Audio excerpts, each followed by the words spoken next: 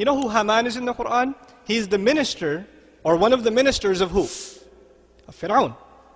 Haman is mentioned in the Qur'an about 6 times.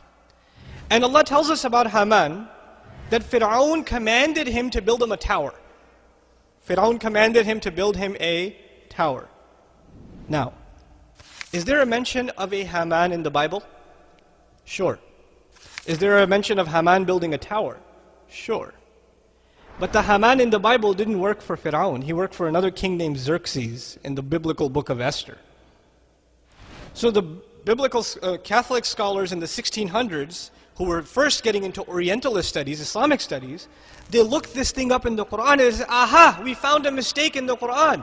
Look, they're talking about Haman working under Fir'aun, while the book of Esther tells us that Haman worked under the king named Xerxes 1,000 years after the Pharaoh in Babylon, not even in Egypt, and he built them a tower. You ever heard of the story, the Tower of Babylon?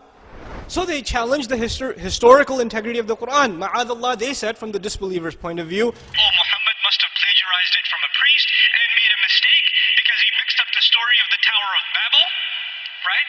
And the story of Xerxes with the story of the Pharaoh, and he's confused between the two of them. That's what he did. Misquotation in the Qur'an. What's really interesting is, in the late 1800s, the Catholic scholarship, the body of Catholic scholarship, unanimously denied the book of Esther as a valid source of history. They acknowledged their own book, they acknowledged that their own book, unanimously, is legend, just stories made up, names made up. The Jewish encyclopedia even now tells you the book of Esther has no historical value. None whatsoever. But then it remains, this one question remains. The Qur'an tells us that this Qur'an tells Bani Israel about the things that even they disagreed in. Even they disagreed in some stuff, and this Qur'an tells them. This speaker is giving this to you. He can't be the speaker then. This knowledge is coming from somewhere else. Now check this out. You know Maurice Bucaille is a famous Muslim who wrote Bible, Qur'an, and science? Before he got into that subject, he was a historian. He wanted to study Islamic history.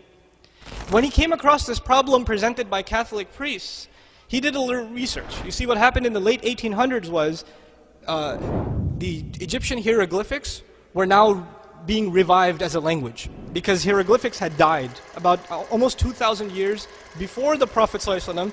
Egyptian hieroglyphics had died as a language, and they were revived by German and French scholars. The study is called Egyptology.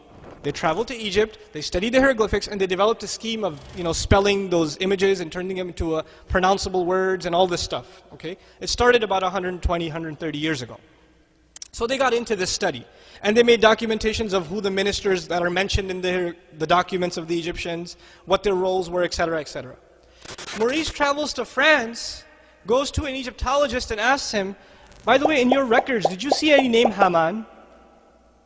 And he says, well, I wouldn't know, you have to go to Germany, but where did you get the name Haman? He said, well, there's a messenger, a man who claims to be a messenger, in the 7th century, who says that there was a minister of Pharaoh, whose name was what? Haman. And he told him to build a tower. He said, that's impossible.